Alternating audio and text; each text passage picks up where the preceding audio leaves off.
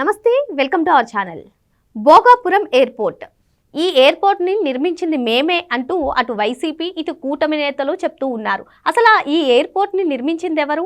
కూటమి ప్రభుత్వం వచ్చిన ఏడాదిన్నరలోనే మేము అత్యంత ప్రామాణికంగా తీసుకుని దీన్ని నిర్మించామని వాళ్ళు చెప్తుంటే, వైఎస్ జగన్మోహన్ రెడ్డి శ్రీకారం చుట్టారు కాబట్టి ఈరోజు ఇది పూర్తవుతుందని వాళ్ళు చెప్తున్నారు. మరి దేన్ని నమ్మాలి తెలుసుకునే ప్రయత్నం చేద్దాం. దీన్ని విశ్లేషించడానికి మనతో పాటుగా ఉన్నారు సీనియర్ జర్నలిస్ట్ దుర్గకుమార్ గారు. నమస్తే సార్.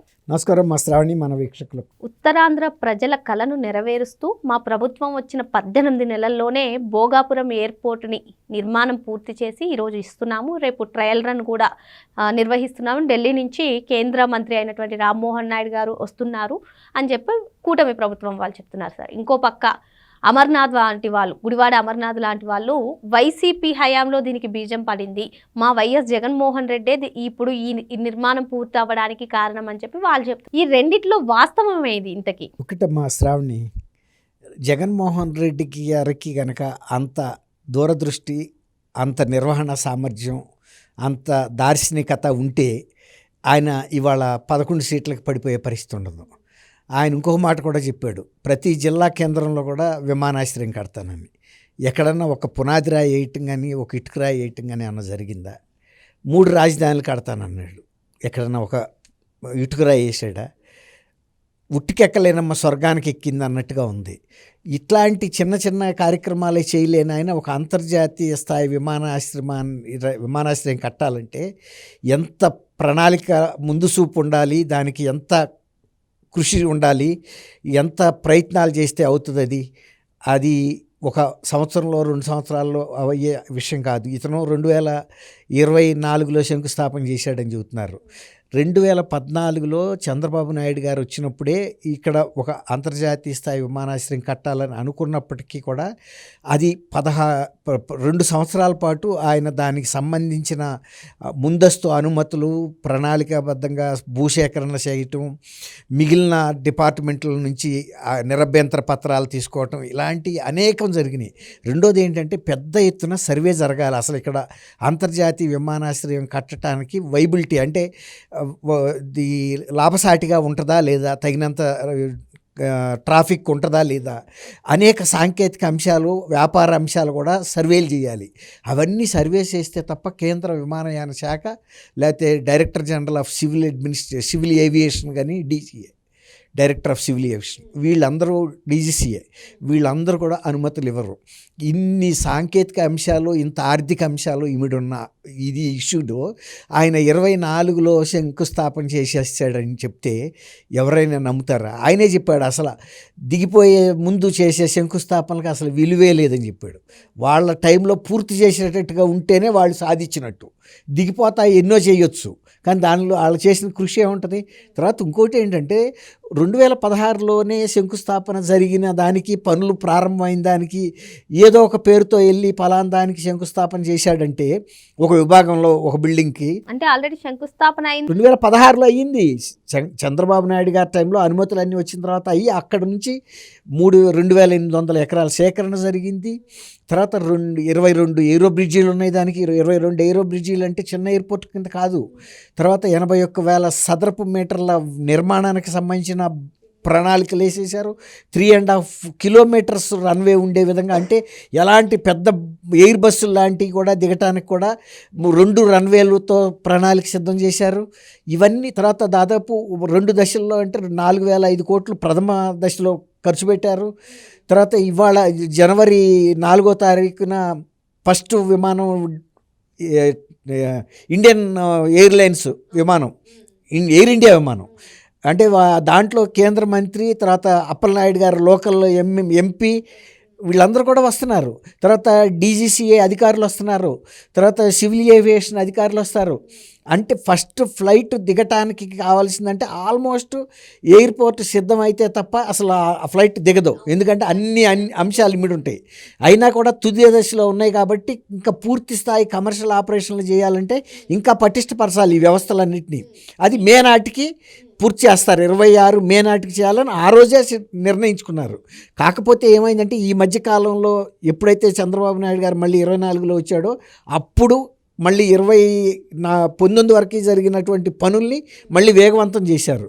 అంతేగాని ఈ 24లోనే చేసేస్తే కాదు. ఇంతకు ముందు కూడా చంద్రబాబు నాయుడు గారి టైంలో జరగాల్సిన గ్రౌండ్ వర్క్ అంతా జరిగిపోయింది. తర్వాత ఈ కన్స్ట్రక్షన్ వర్క్ కూడా ఎక్స్ప్రెస్ వేగంతో నడిపించారు. అనేకసార్లు రామ్మోహన్ నాయుడు గారు కూడా వచ్చి స్వయంగా పర్యవేక్షించుకున్నాడు. ఎందుకంటే అది ఉత్తరాంధ్రకి తలమానికమైనటువంటిది. ఇప్పుడు ఇది ఆయన ప్రాతినిధ్యం. రెండోది, అది నిర్మాణం మూలాన ఏమవుతుందంటే అసలు ఉత్తరాంధ్ర ముఖచిత్రమే మారిపోతుంది. ఉత్తరాంధ్ర ప్రతిష్ట అంటే ఒక ఎయిర్పోర్ట్ వస్తే అక్కడ ప్రజలకు కలిగేటువంటి లాభాలు ఏంటంటారు? మంచి మాట అడిగమ్మా. అసలు ఎయిర్పోర్ట్ రావటం వల్ల ఏమవుతుందంటే పర్యాటకులు కూడా, అంతర్జాతీయ పర్యాటకులు కూడా ఈజీగా అక్కడికి రాగలుగుతారు. వాళ్ళు రావటం వలన నగదు చలామణి పెరుగుతుంది. తర్వాత అక్కడ ఉపాధి అవకాశాలు పెరుగుతాయి. తర్వాత ట్యాక్సీలు ఇవన్నీ కూడా విపరీతంగా రిక్వైర్మెంట్ ఉంటుంది. ప్యాసింజర్స్ వచ్చినాళ్ళు బయటికి వెళ్ళాలన్నా, ఎయిర్పోర్ట్కి చేరుకోవాలనుకున్నా, ఎయిర్పోర్ట్లో ఉన్న వివిధ విభాగాల్లో పనిచేసే టెక్నికల్ సిబ్బందే కాకుండా నాన్ టెక్నికల్ సిబ్బంది, లోకల్ వాళ్ళు కూడా కావాల్సి వస్తారు ఎంతోమంది. తర్వాత అనేక హోటల్స్కి, టూరిజానికి, తర్వాత ఉపాధి అవకాశాలు పెరుగుతాయి. తర్వాత ఆ ప్రాంత ప్రతిష్ట అంతర్జాతీయ స్థాయిలో కూడా భోగాపురం విమానాశ్రయం అనేది పేరు వినిపిస్తుంది. అనేక దేశాల వాళ్ళు ఇక్కడ వైబిలిటీని బట్టి ఒక్కొక్క దేశం పెంచుకుంటా వెళ్తాయి ఎయిర్లైన్స్ కూడా. అట్లా దాంతో ఒక్క రోజులోనే అవ్వదు. ఇప్పుడు జిఎంఆర్ ఎయిర్పోర్ట్ కూడా పెట్టినప్పుడు ఒక మామూలుగా మొదలైంది. ఇవాళ జిఎంఆర్ ఎయిర్పోర్ట్ దేశంలోనే మొదటి 2-3 ఎయిర్పోర్టుల్లో ఒకటిగా ఉంది. అది ఢిల్లీ ఎయిర్పోర్ట్తో పోటాపోటీగా ఉంది. అట్లాగే ఇప్పుడు అక్కడ కూడా 3.5 కిలోమీటర్ల రన్వే అంటే హైదరాబాద్ శంషాబాద్కి సమానమైనటువంటి ఎయిర్పోర్టు. 22 ఏరో బ్రిడ్జిలు అంటే ఒకేసారి. ఈవెన్ శంషాబాద్ ఎయిర్పోర్ట్ నిర్మించేటప్పుడు కూడా చంద్రబాబు నాయుడు గారిని 5,000 ఎకరాల అని చెప్పి అవును అన్నారు. ఇప్పుడు 5,000 ఎకరాలు పూర్తిగా ఉపయోగించుకుంటున్నారు. హైదరాబాద్ కూడా అసలు ఇంకో ఎయిర్పోర్ట్ అవసరం లేనటువంటి పరిస్థితి. అది కూడా వస్తుంది. ఆ పరిస్థితి కూడా ఇప్పుడు 2వ రన్. మంచి మాట చెప్పావమ్మా. ఇప్పుడు రేపు జనవరి ఇప్పుడు వచ్చేసింది కదా, ఈ నెలాఖరు నుంచి ఐ థింక్ వాళ్ళు 2వ రన్వే కూడా ఓపెన్ చేయబోతున్నారు. టెర్మినల్ అంటే ఇప్పుడున్న రన్వేస్ 2 కాకుండా మళ్ళీ ఈ టైప్కి టెర్మినల్ యువతలు కూడా డెవలప్ చేస్తారంట. తర్వాత మొత్తం మౌలిక సదుపాయాలన్నీ సింప్లీ రెట్టింపు చేస్తున్నారు. అంటే మొదట్లో ఊహించిన దానికన్నా తొందరగా పీక్ కంటే సాచ్యురేషన్కి వచ్చేసింది. 40 మిలియన్ల ప్యాసింజర్స్ కనుక దాటితే ఇప్పుడున్న టెర్మినల్ సాలదంట. అందువల్ల 2వ టెర్మినల్ బిల్డింగు, 2వ రన్వే కూడా పెడుతున్నారు. తర్వాత అప్రోచ్ రోడ్స్ కానీ అన్ని మౌలిక సదుపాయాలని సింప్లీ ఒక థంబ్ రూల్ ఏంటంటే డబల్ అంతే. అది ఆ పరిస్థితి. ఇప్పుడు 22 ఏరో బ్రిడ్జెస్ కడుతున్నారంటే అంటే బోయింగ్ విమానాలు, ఎయిర్ బస్సులు వస్తే ఒకేసారి వచ్చినా కూడా హ్యాండిల్ చేయగలదు. అంతేగాని ఎయిరో బ్రిడ్జి లేదు కాబట్టి దాన్ని రన్వే మీద ఆపండి, బేలో పక్కకు తీయండి అనే పరిస్థితి ఉండదు. 22 పెద్ద విమానాలని ఒకేసారి వస్తే కూడా ప్యాసింజర్స్ని రిసీవ్ చేసుకుంటుంది, బయటికి పంపించేస్తూ ఉంటారు. అన్నీ కూడా అట్లా అన్నమాట. ఇప్పుడు ఎందుకు ట్రయల్ రన్కి మే వరకు 4 నెలలు ఎందుకు పెట్టుకున్నారంటే ఇప్పుడు ట్రయల్ రన్లో అంత పర్ఫెక్ట్గా జరిగిందా సిస్టమ్ అనేది చూసుకుంటున్నారు. ఈ సిస్టమ్ని ఇంకా పటిష్టపరిచినప్పుడే ఎన్ని విమానాలు వరుసగా వస్తున్నా కూడా రిసీవ్ చేసుకునే ఇప్పుడు ఎయిర్ కంట్రోల్ టవర్ ఇవన్నీ కూడా కట్టేశారు. ఇక్కడ ఇంకో అంశం సార్, వైసీపీ వాళ్ళు కూటమి ప్రభుత్వం ఏది తీసుకొచ్చిన పరిశ్రమలు కానివ్వండి, ఎయిర్పోర్ట్ నిర్మాణం పూర్తి కానివ్వండి, అవన్నీ కూడా మేమే చేసామని చెప్పుకుంటున్నారు. మరి ఎందుకని కూటమి దానికి కరెక్ట్గా చెక్ పెట్టలేకపోతుంది? ఇప్పుడు అక్కడ ప్రజలకు తెలుసు. తర్వాత సాంకేతికంగా ఇది అప్పడాల ఫ్యాక్టరీ, అప్పడాలు తయారు చేసే వాళ్ళతోనూ, తర్వాత అల్లం వెల్లుల్లి పేస్ట్ తయారు చేసే వాళ్ళతోనూ మేము ఎంఓయూ చేసుకున్నామని చెప్పిన అప్పలస్వామి గారు మాట్లాడిన మాటకి రాష్ట్రంలో ఎవరన్నా ప్రజలు విలువిస్తారమ్మా? తనకేమైనా తెలుసా? తర్వాత ఆ రోజు పెట్టుబడుల దానికి దావూస్ వెళ్ళాలంటే అక్కడ చలి ఎక్కువగా ఉంటుందని నేను వెళ్ళట్లేదని చెప్పాడు. అంటే తను ఒక రాష్ట్ర ప్రగతి ఆయనకు తెలీదు. చలి ఎక్కువగా ఉంటే వెళ్ళడం, వర్షం వస్తే వెళ్ళడం, ఎండ వస్తే వెళ్ళడం. అంతేగాని మనం ఎక్కడికైనా వెళ్ళాలి, వెళ్ళి మాట్లాడగలిగే శక్తి ఉండాలి కదా. అతను ఆ రోజున అసెంబ్లీలో చెబుతుంటే వాళ్ళ సొంత పార్టీ నాయకులే మొఖాలు మాడిపోయినాయి. ఇదేంది ఇట్లాంటి పిచ్చి మాటలు మాట్లాడుతున్నాడు అని. ఏం చేయగలుగుతారు? అతను లేచి నిలబడి మాట్లాడుతున్నప్పుడు లైవ్లో అందరూ చూస్తున్నారు, స్టేట్ అంతా. ఏం మాట్లాడలేక నోరైతే ముయ్యలేరు కదా వెళ్ళి, లేకపోతే లాకి కింద కూర్చోబెట్టలేరు కదా. అతను నాలెడ్జ్ అంతా చూశారు. వైఎస్ఆర్సీపీ యొక్క నిర్వహణ సామర్థ్యం, పరిపాలన ఏంటనేది ఆ రోజే అర్థమైంది. అల్లం వెల్లుల్లి పేస్ట్ గాళ్ళు వీళ్ళని కోడిగుడ్డు మంత్రి అంటారు ఆయన్ని. ఆయనే కదా అప్పలస్వామి. ఆయన మాట్లాడితే ఎవడన్నా విలువిస్తాడమ్మా?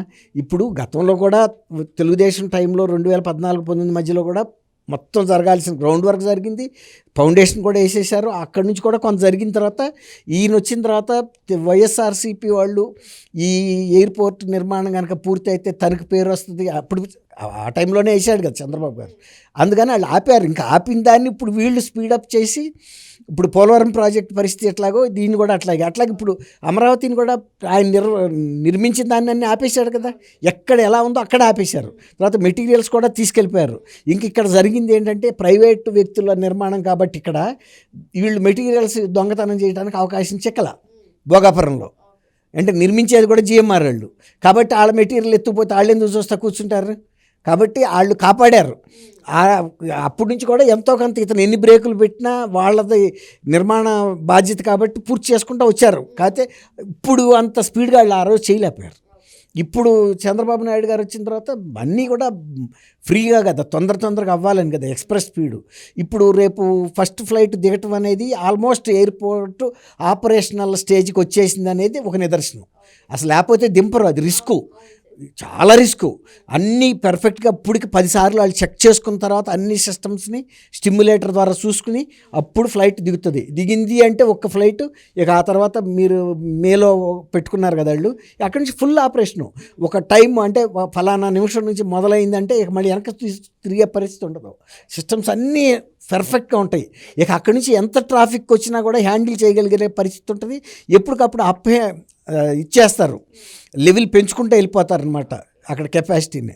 ఇప్పుడు ఎయిర్ ట్రాఫిక్ కంట్రోల్ కూడా రెడీగా ఉండబట్టే దిగుతుంది అది, సిగ్నలింగ్ వ్యవస్థ కానీ అన్నీ. తర్వాత రన్వే యొక్క ఇది కూడా వాళ్ళు నాణ్యతను కూడా చూస్తారు.